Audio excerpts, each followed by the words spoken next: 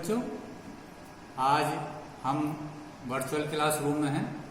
यहाँ पर जो है देहरादून केंद्रीय स्टूडियो से सिस्टम की टेस्टिंग चल रही थी, तो हमने सोचा कि यहीं पर जो है आपको आज का जो लेसन है वो यहीं पर शूट करते हैं। तो हमारी जो एक्सरसाइज चल रही थी वो एक्सरसाइज 6.5 चल रही थी बच्चों। 6.5 का एक क्वेश्चन है, क्वेश्चन नंबर 23। आज डेट भी 23 है। यह है क्वेश्चन, सिद्ध कीजिए कि आर त्रिज्या के गोले के अंतर्गत, एक आर त्रिज्या का आप गोला बना सकते हैं। आर त्रिज्या के अंतर्गत एक विशालतम शंकु का आयतन गोले के आयतन का 8/27 होता है। तो इसके अंदर, इसी के अंदर आपको एक बनाना है शंकु। आप एक शंकु बना लीजिए। शंकु की जो अधिकतम ऊंचाई है, जो इसका परिधि का बिंदु है, उससे होती हुई जाएगी।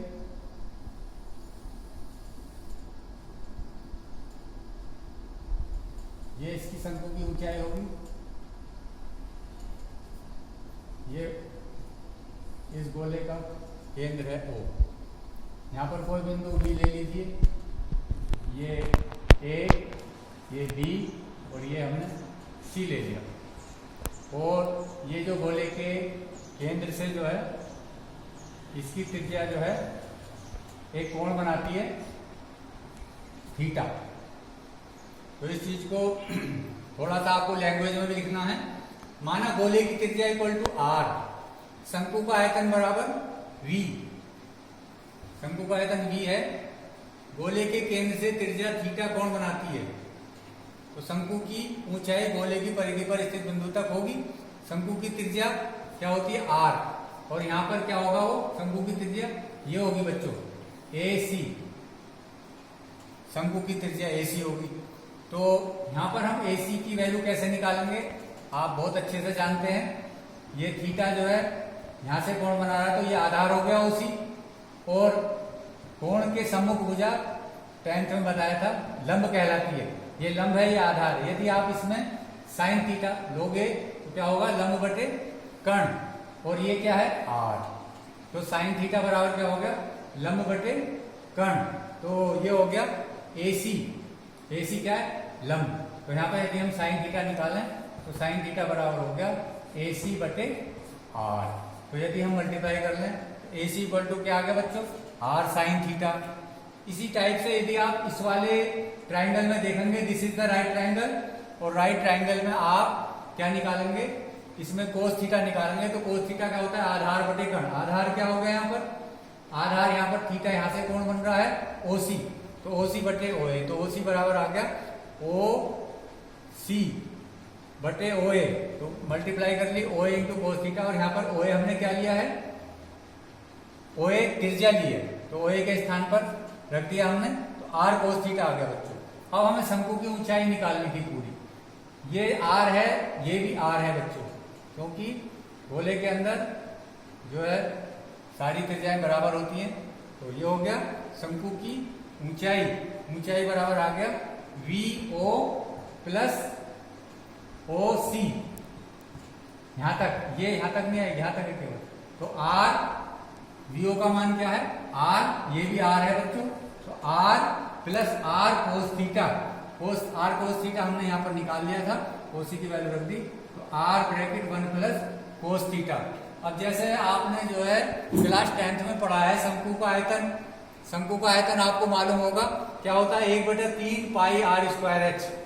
तो अब हमारे पास दोनों चीज आ गई, ऊंचाई भी आ गई और त्रिज्या भी आ गई। अब इनकी वैल्यू पुटअप कर दीजिए आप। शंकु का आयतन बराबर 1/3 पाई R²H। R की वैल्यू क्या है? R साइन थीटा त्रिज्या। और H की वैल्यू क्या है? R bracket 1 plus cos theta. तो ये रख दिया हमने 1/3 पाई R³ sign square theta. R³ हो गया R² इंटू R³ हो गया 1 प्लस कोस थीटा। अब बच्चों इसका क्या करेंगे हम? वही प्रोडक्ट ऑफ टू फंक्शन से इसका क्या करना है? हमको डिफरेंशियल निकालना है, क्योंकि आयतन हमने क्या माना है? V। तो आयतन V माना है, तो ये क्या हो जाएगा? तो therefore d V upon d theta, तो यहाँ पर हम थीटा के सापेक्ष अवकलन करने पर, तो this is the product of two function u dash v plus u v dash, u dash करेंगे तो साइन स्क्वायर थीटा क्या आ जाएगा 2 साइन थीटा, और फिर साइन थीटा का भी करना पड़ेगा cos theta, as same v plus u v dash. अब वी डैश कर रहे हैं 1 प्लस कोस 1 का 0 कोस का माइनस साइन थीटा, तो इसको सोल्व करेंगे तो क्या आ जाएगा बच्चों, यहाँ पर आ जाएगा माइनस का साइन क्यूब थीटा। अब देखिए 2 sine theta cos theta, 2 sine theta, यहाँ पर जो कोस स्क्वायर था उसकी जगह क्या रख देंगे 1 minus sign square theta, class 10th में सबसे पहली आइडेंटिटी थी minus sine cube theta.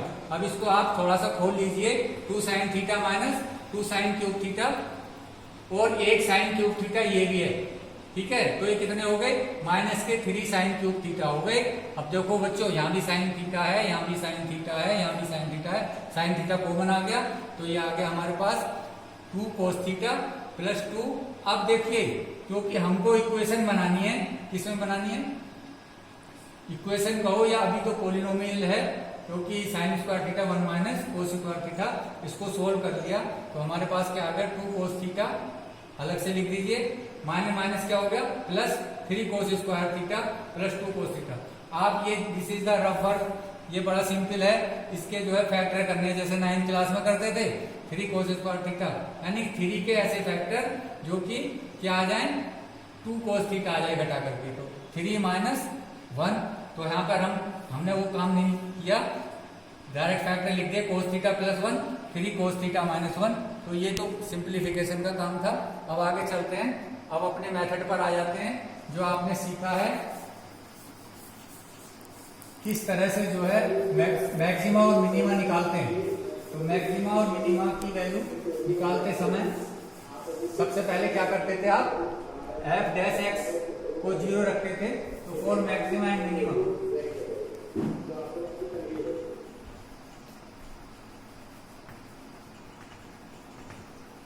dv upon d theta equal to 0, तो dv अपॉन डी थीटा हमारा क्या निकल करके आ गया बच्चों 1 upon 3 pi r cube sine theta bracket cos theta plus 1 3 cos theta minus 1 equal to 0। अब देखिए r not equal to 0, sine theta is not equal to 0, भाई यदि साइन थीटा 0 के बराबर हो जाएगा साइन, तो साइन 0 हो जाएगा, थीटा का मान 0 हो जाएगा, जो कि पॉसिबल नहीं है। इसी प्रकार से यदि हम cos theta plus 1 equal to 0 रखें तो कोस थीटा बराबर क्या आ जाएगा -1, और -1 किसकी वैल्यू होती है पाई, तो थीटा इक्वल टू पाई भी संभव नहीं है, जो कि असंभव है, ठीक है, 180 डिग्री नहीं होगा थीटा का मान। तो इसका मतलब हमारे पास क्या बचता है लास्ट में, हमारे पास यही बचता है, इसका मतलब 3 cos theta minus 1 equal to 0, that is cos theta equal to 1 upon 3, और therefore theta equal to cos inverse 1 upon 3। तो जैसे वहां पर x की वैल्यू निकालते थे, यहाँ पर किसकी वैल्यू आ गई, थीटा की वैल्यू आ गई। अब इसको यदि हम द्वितीय अवकलज परीक्षण से करते हैं, सेकंड डेरिवेटिव टेस्ट से, तो ये फिर और लंबा हो जाता है, क्योंकि यहाँ पर आपको क्या करना पड़ेगा, इसका क्या करना पड़ेगा, फिर दोबारा से f डबल डैश x निकालने के लिए, यानी कि आपको निकालना पड़ेगा d2v upon d theta square, तो वो लंबा हो जाएगा। तो इसलिए इसका शॉर्ट मेथड, आप प्रथम अवकलज परीक्षण लगाएं इसमें, कौन सा, फर्स्ट डेरिवेटिव टेस्ट, प्रथम अवकलज परीक्षण के द्वारा।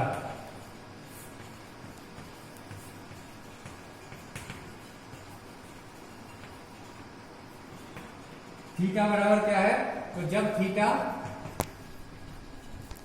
थीटा बराबर कोस इनवर्स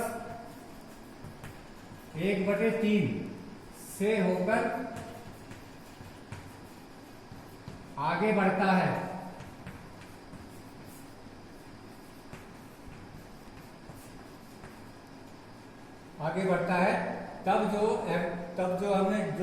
तब dv अपॉन डी थीटा का मान या चिन्ह, dv अपॉन डी थीटा का चिन्ह, इसे जरा ध्यान से देख लीजिए, dv अपॉन डी थीटा है यहाँ पर, dv अपॉन dt का ये रखा हुआ है आपका। अब हम कह रहे हैं कि जब जो है होकर के आगे बढ़ता है, यदि इसकी वैल्यू cos थीटा की वैल्यू 1/3 से कम है, मानो 1/2 है, क्या रख लीजिए यहाँ पर 1/2, तो 1/2 रखोगे तो 3/2 -1 क्या आएगा, पॉजिटिव आएगा ना। आप यहाँ देख लीजिए, यहाँ देख लीजिए, तो इसका मतलब क्या है जी, यदि हम थीटा cos थीटा की वैल्यू जो है बाईं ओर लेते हैं तो बाएं से दाएं जाने पर dv का चिन्ह जो है यहाँ पर पॉजिटिव आया, का चिन्ह धनात्मक से ऋणात्मक में परिवर्तित होता है।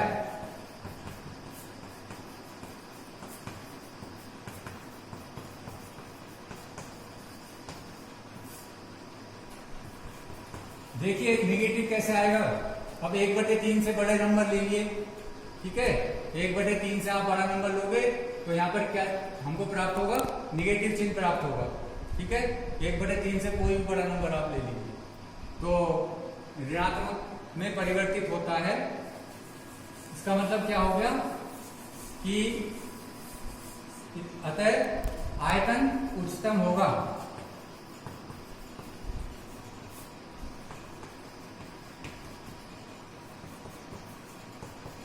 तो शंकु का आयतन क्या होगा, उच्चतम होगा।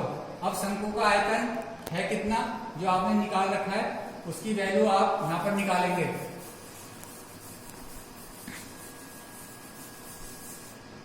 देयरफॉर शंकु का आयतन बराबर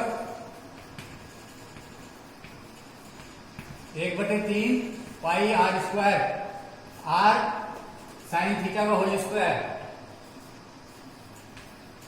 साइन स्क्वायर थीटा इंटू ये आर क्यूब हो गया था यहाँ पे बच्चों, r cube sine square theta into 1 plus cos theta. अब इसमें कोस थीटा बराबर क्या रख लीजिए, 1/3 और साइन थीटा क्या आ जाएगा, यदि आप इसमें साइन स्क्वायर थीटा की वैल्यू निकालें, क्या 1 - कोस स्क्वायर थीटा होती है 1 - 1/9, 8/9 रखने पर, तो आपको प्राप्त होगा शंकु का आयतन। तो देयरफॉर शंकु का आयतन बराबर आ गया आपका, शंकु का आयतन बराबर 1/3 pi r cube sine square theta, ये कितना है 8/9 इंटू 1 प्लस कोस थीटा कितना है 1/3, ब्रैकेट 1/3, इसकी मल्टीप्लाई करो, 8 × 1 = 8, 9 × 3 = 27, 8/27 into pi r cube into ये आ गया 4/3। इसको यदि आप इस तरह से भी लिख सकते हैं 8/27 4/3 पाई आर क्यूब, एक ब्रैकेट में लिख दिया, और ये 4/3 पाई आर क्यूब किसका होता है आपको याद है, ये क्लास 9th में भी था, गोले का आयतन होता है।